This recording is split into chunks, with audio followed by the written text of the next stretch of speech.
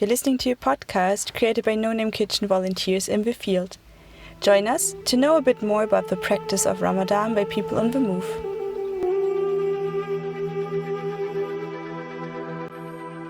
Hello, it's Emily here from Patras in Greece, and today I will be telling you all about Ramadan and people on the move. Ramadan is coming to an end, and for many people on the move has been very hard these last few weeks here in Patras.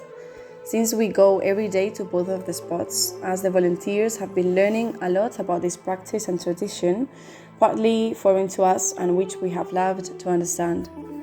We are used to hearing them telling about their constant try to reach Italy or some other part of Europe, always with that energy and ready for anything. However, these hard attempts prevent some of them from being able to celebrate Ramadan as they would like, or even try to do it. When we go to the factories in the afternoons and have spare time to be with them, we tend to ask how they are and how their day was. During this month of Ramadan, many of them tell us, tired and looking forward to the sunset, that they are very well. "I'm good, my friend. Every day is a good day," they tell us. And there we really understand how much they endure each day until sunset, given the harsh circumstances they face every day while trying to reach other shores. They are not only looking forward to the end of Ramadan, but also to share that long-awaited moment with us volunteers. That will be for sure a great opportunity to thank them for teaching us so much every day. Hi everyone, this is Adele reporting from Bihać, Bosnia, and today I want to talk to you about the time of Ramadan we experienced here with the people on the move.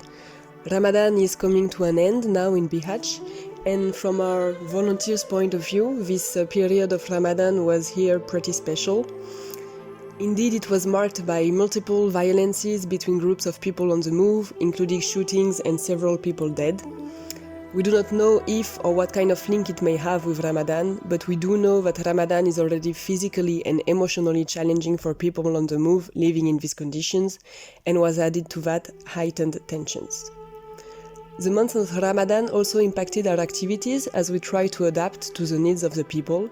For instance, we got more and more demands of specific food products like milk and dates in order for the people on the move to break the fast in the respect of their tradition. And finally, the holy character of Ramadan, also for a lot of Bosnian people, did not stop the police repression and violence towards the people on the move in Bihać. Several times every week we hear stories of people being evicted from their squats and their food being burned or taken by the police, prohibiting people on the move to eat after a long day of fasting in difficult conditions. Thank you for listening to me. This was Adele reporting from Bihać. Also in the area of Velika Kladuša, Ramadan influences the everyday life of people on the move. Many people fast and therefore put their plans to go on game, as they call the intent to cross the Bosnian-Croatian border, on hold. The people that do continue their journey most often break the fast for the time because there is no other way to endure the countless hours of walking, let alone the frequent violent police encounters without enough energy or hydration.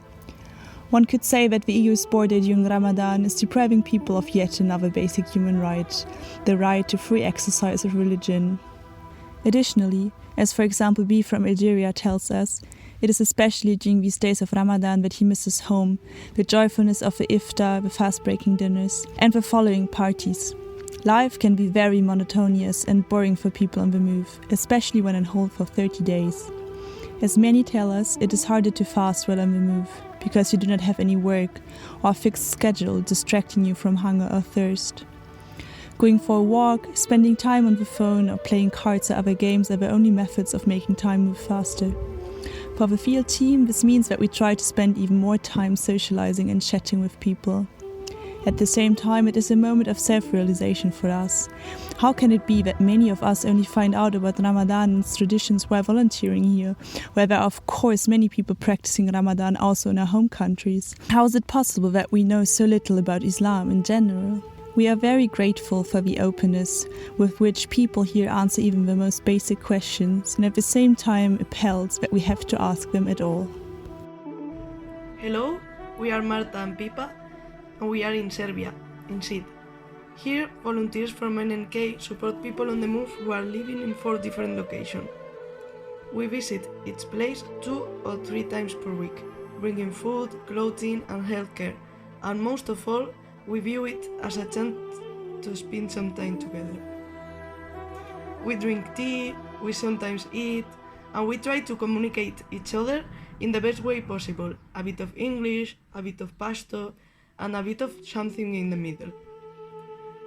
During the month of Ramadan, the easiest distros are the ones that take place after the sunset, when sharing tea and food is possible. Meeting during the day is a bit more complicated. Sometimes, when we arrive full of energy during the afternoon, they are very tired after spending the whole day fasting, and they are thinking about breaking the fast, getting ready for it, cooking. Lately, we've had many problems with our car, so it's been more complicated to do distributions than usual. This has also affected the people on the move, who have had to help us carry water, food and other heavy items to their camp during the fasting hours of Ramadan. This has been tiring for us all. Despite these challenges, we've had the opportunity to share moments with them talking about daily life or playing volleyball. Some of them told us about how hard it is to experience Ramadan far from their house and family, in some cases for the first time. This feeling is likely shared by all of them, as well as uncertainty about where next year's Ramadan will be spent. This time of fasting also affects their travel, because a lot of them are waiting to finish Ramadan to continue their trip. That makes their future seem farther away. Hello, here are Greta And Agnes? from Ceuta, and today we want to tell you something about the life here during the Ramadan. In Ceuta, unlike in other kitchen projects, the group of people on the move with whom we work is very small. Currently, there are about 20 people, all underage Moroccan boys who live on the streets.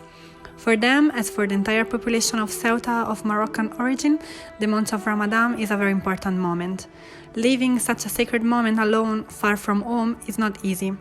For most of the boys, this is their first Ramadan away from their family, and for many of them, it is also their first Ramadan ever.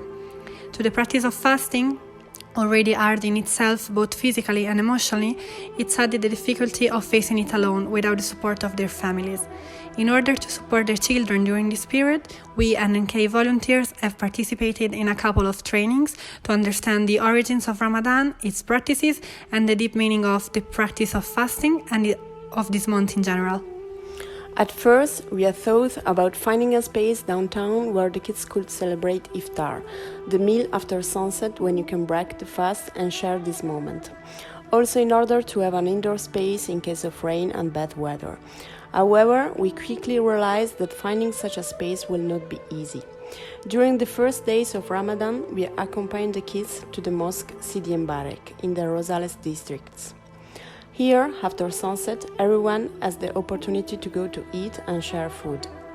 Now, after 15 days since the beginning of Ramadan, almost none of the boys continue to go to the mosque. Most of them prefer to gather in groups in more secluded space and break the fast with milk and dates. Some volunteers spend part of the night with them, sharing the food and this special moment.